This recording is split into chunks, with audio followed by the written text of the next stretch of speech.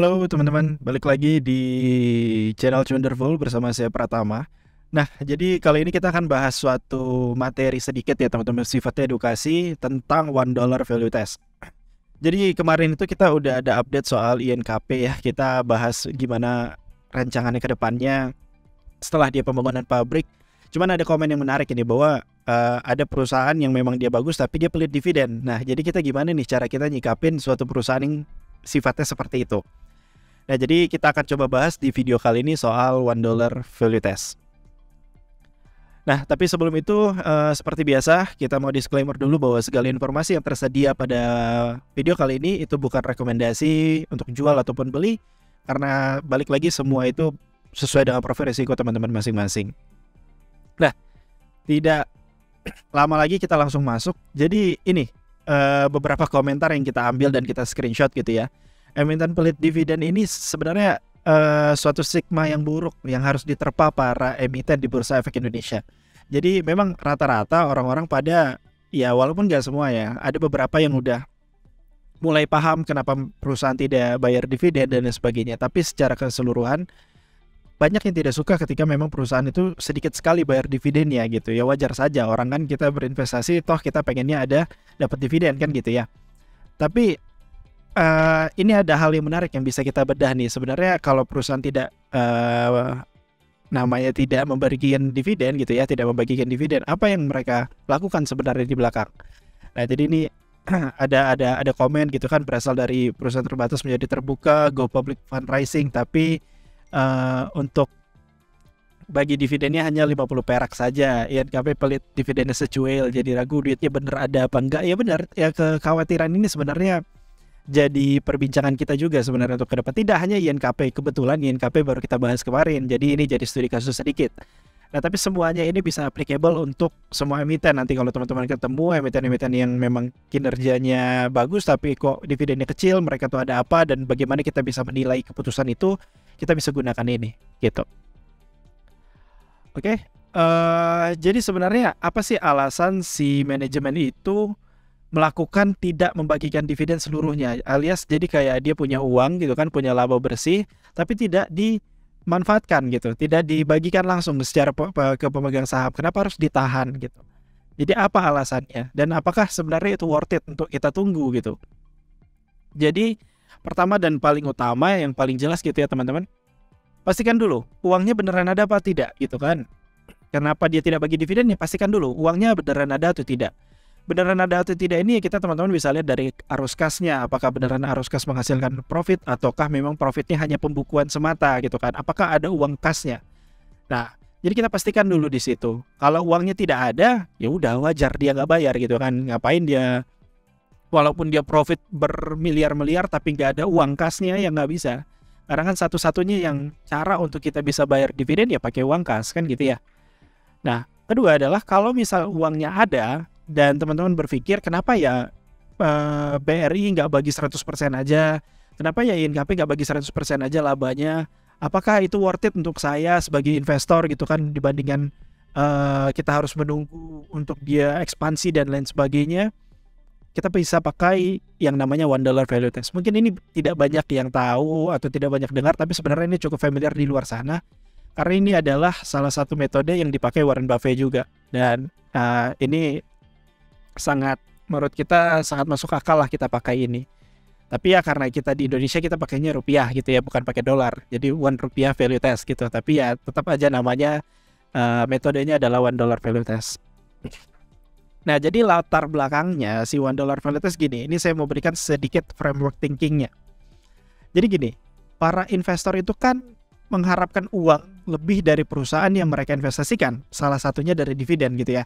Mereka udah investasi, otomatis mereka pengen dapat bagi hasil. Nah, namun tidak semua perusahaan akan membagikan dividen secara langsung dan keseluruhan. Ada yang menahannya dulu, alasannya dengan ekspansi dan lain sebagainya kan gitu ya. Nah, jadi kan misalnya dia menghasilkan laba 100 gitu kan, 30 dijadiin dividen, 70 ditahan gitu. Nah, 70 ditahan ini kan kita sebagai investor kan berharap bahwa wah, seharusnya 70 ini bisa menghasilkan hal yang lebih lagi dong ke depannya. 70 itu nggak boleh ngasilin 70 lagi, tapi 70 harus menghasilkan lebih dari 70. Kenapa? Karena kalau nggak menghasilkan lebih dari 70, ya mendingan langsung dibagikan aja dalam berbentuk dividen sekarang, kan gitu ya. Jadi ini ada pernyataan, jika perusahaan tidak memutuskan tidak membagikan dividen sehingga laba harus ditahan, maka dari Rp1 laba ditahan tersebut wajib hukumnya untuk menghasilkan lebih dari Rp1 ke depannya. Jadi udahlah ditahan Rp1 itu, misalnya perusahaan menginvestasikan atau ekspansi segala macam, harapannya apa? Harapannya ya value-nya akan lebih dari Rp1. Kalau nggak lebih dari Rp1, mendingan bagiin aja sekarang, nggak usah ditahan gitu. Paham ya teman-teman? Jadi kayak misalnya ada teman kita lah gitu ya, buka warung kopi dan kita investasi di situ, dan katanya dia sudah profit nih dalam 1 tahun pertama, dan 1 tahun pertama itu kita udah bagi dividen dan sisanya ada mau disisain untuk ekspansi katanya. Nah, kita yang sebagai pemilik kafe juga pasti kan berpikir, kita nih ada uang kita nih sebagian di sana dan mereka bilangnya mau ekspansi. Harapan kita adalah nilainya setelah ekspansi itu lebih besar untuk digulung lagi. Kalau nggak lebih besar ya mendingan duitnya untuk kita sekarang bisa kita alihkan ke yang tempat lain gitu, yang lebih prospektif kan gitu ya. Logikanya seperti itu. Inilah yang dipakai dan dipopulerkan oleh Warren Buffett, teman-teman. Jadi beliau menggunakan $1 value test ini dengan cara apa? Membandingkan antara jumlah laba ditahan dengan hasil pertumbuhan value perusahaan melalui kapitalisasi pasar. Jadi kita sebagai investor bisa menikmati cuan kan dari dividen 1 dan kenaikan nilai pasar gitu kan, atau ya dari capital gain itu sendiri kan gitu ya. Jadi capital gain itu secara fundamental bisa dalam jangka panjang itu bisa naik seiring dengan berkembangnya perusahaan gitu. Jadi nilai kapitalisasi pasar ini bisa naik kalau perusahaan itu berkembang kan gitu logikanya. Nah, jadi logika ini yang dipakai oleh Warren Buffett. Dia membandingkan antara laba ditahan dengan meningkatnya suatu kapitalisasi pasar. Nah, nanti kita langsung aja pakai hitung-hitungan sedikit, ada 2 versi hitung-hitungan. Dan ini akan menjawab sedikit apakah memang INKP itu langkahnya tepat atau tidak gitu untuk menahan laba. Ada juga nanti ada salah satu contoh yang cukup baik dari sisi $1 value test. Oke, kita coba ambil beberapa contoh. Satu ini INKP. Jadi kita pakai data dari 2015 sampai 2021. Mas, kenapa nggak pakai 2022? Karena data 2022 dividennya kan belum keluar sekarang gitu kan, baru akan RUPS dan akan baru di-announce nanti. Jadi kita pakai yang full year 2021 aja, tidak masalah, sama aja. Kalau kata Warren Buffett, kalau tidak salah saya itu minimal 5 tahun. Jadi kalau dari 2015 sampai 2021 ini udah cukup lah gitu ya dari sisi materinya. Jadi kita kumpulkan, kita jumlahkan IPS dari 2015 sampai 2021. Terdapatlah sekitar 6.458 ini dari sisi EPS. Nah, dari sisi dividen per share juga dikumpulin. Dapatlah 405. Nah, baru ini dikurangkan teman-teman. Jadi total EPS retain ini 6.400 dikurang 400, sorry. Jadi total laba ditahannya si INKP pada periode ini adalah secara EPS itu 6.053. Dibandingkan dengan apa sekarang? Dibandingkan dengan kenaikan harga sahamnya. Kenaikan harga sahamnya di 2014 itu, ini kan IPS 2015, berarti kan kita pakai closing 2014 untuk awal tahun ya. Itu harga sahamnya 1045 dan closing 2021 itu 7082.5. Ada price difference, ada kenaikan di mana di sini ada kenaikan 6.780. Jadi $1 value testnya di sini di mana? Di sini bandingkan antara price difference dengan total EPS retain. Dan ternyata 1,1 alias $1 nih, $1 manajemen dapat menciptakan value $1 kok 1,1 rupiah untuk setiap rupiah yang ditahannya. Jadi ya masih di atas angka 1, jadi so-so gitu. Jadi emang dia pelit dividen, tapi hasil retain earningnya dapat meningkatkan value perusahaan lebih besar daripada ketika mereka bagikan dividen langsung secara keseluruhan. Simpelnya gitu. Ya walaupun gak impresif ya 1,1, gak ada bedanya gitu. Tapi setidaknya ini lulus tes dari dollar value test, yaitu lebih dari 1. Jadi maksudnya jadi INKP nih kalau misalnya alasan mereka itu bagi dividennya kecil, terus karena mau ekspansi, mau ngelunasin hutang dan lain sebagainya, ya berarti ekspansinya itu berhasil karena dia bisa menghasilkan 1,1 lebih besar dibandingkan dia langsung bagi dividen. Sederhananya seperti itu untuk yang $1 value test. Ada lagi yang lebih ekstrim, mungkin kita pakai contohnya Bank BRI. Nah, coba teman-teman lihat di sini kita nggak pakai EPS, kita nggak pakai DPS, tapi kita pakai total. Ini jadi ada dua cara untuk teman-teman hitung nih, sebenarnya sama aja ya. Net profit, dividen, sama market cap. Kalau yang tadi EPS, DPS, sama share price. Ya sama aja ya gitu ya. Nah, jadi total net profitnya BBRI itu 174 triliun. Hampir 175 triliun.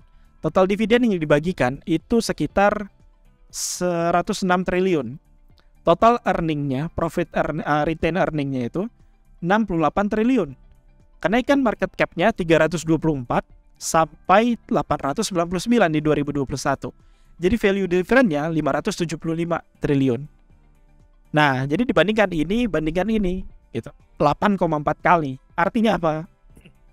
Manajemen dapat menciptakan value 8,4 rupiah dalam setiap 1 rupiah yang ditahan. Ini more than impressive, hampir 8 kali. Jadi para pemegang sahamnya cukup happy bahwa nggak apa-apa deh return earningnya ditahan, yang penting nanti dia ngasilin 8 kali lipat lebih besar lagi dari kita waktu daripada dibagikan langsung sekarang gitu. Jadi angka ini cukup impresif untuk BBRI. Nah, hal-hal ini, angka-angka ini teman-teman boleh cari ke emiten-emiten lain. Kalau masih di atas 1, kalau kata Warren Buffett dia masih masuk ke dalam kriteria $1 value test, so dia lulus. Nah, kalau teman-teman nanti perhatikan, capital efficiency company biasanya besar sekali $1 value testnya. Artinya apa? Cara mereka untuk mengakumulasi atau memodifikasi return earning ke dalam bentuk ekspansi dan sebagainya itu cukup kita bilangnya bermainnya cantik lah, bagus gitu. Jadi yang bisa teman-teman perhatikan adalah ketika memang ada perusahaan yang pelit dividen, coba tes saja dengan ini. Kalau memang pelit dividennya tapi masih di atas 1, berarti si manajemen masih kita bilangnya masih berhasil lah untuk mengakumulasi return earningnya, untuk memanfaatkan return earningnya. Tapi kalau misalnya di bawah 1, itu cukup dipertanyakan. Kenapa? Kalau di bawah 1 ya mendingan langsung dibagiin aja dividen. Toh manajemennya kurang layak untuk memaksimalkan return earning tersebut. Seperti itu. Makanya semuanya kalau misalnya trading ataupun investing, always bertanya kenapa gitu. Jadi kenapa ya perusahaan ini kecil gitu dividennya? Tanya, oh ekspansi, benarkah ekspansinya berhasil? Gimana cara kita untuk memaksimalkan menilai ekspansi itu maksimal atau tidak dan sebagainya, itu yang harus teman-teman tanyakan. Nah, dengan seperti ini kita bisa ketemu dengan metode-metode yang ada di luar sana dan bisa menjadi alat bantu kita untuk analisa. Nah, jadi seperti itu. Oke, mungkin itu aja video kali ini teman-teman. Semoga bermanfaat untuk sedikit sharingnya kali ini. Kalau ada ketemu studi kasus menarik, boleh di kolom komentar kita diskusi bersama kayak biasa. Nah, jadi satu lagi, kalau yang mau dapat update gitu ya seputar bursa saham secara cepat, karena kita biasanya update-nya tanpa batas itu di Telegram. Jadi teman-teman yang mau dapat update boleh subscribe Telegram kita, free gitu. Linknya ada di kolom deskripsi. Oke, mungkin itu aja. Kita jumpa lagi di video selanjutnya ya teman-teman.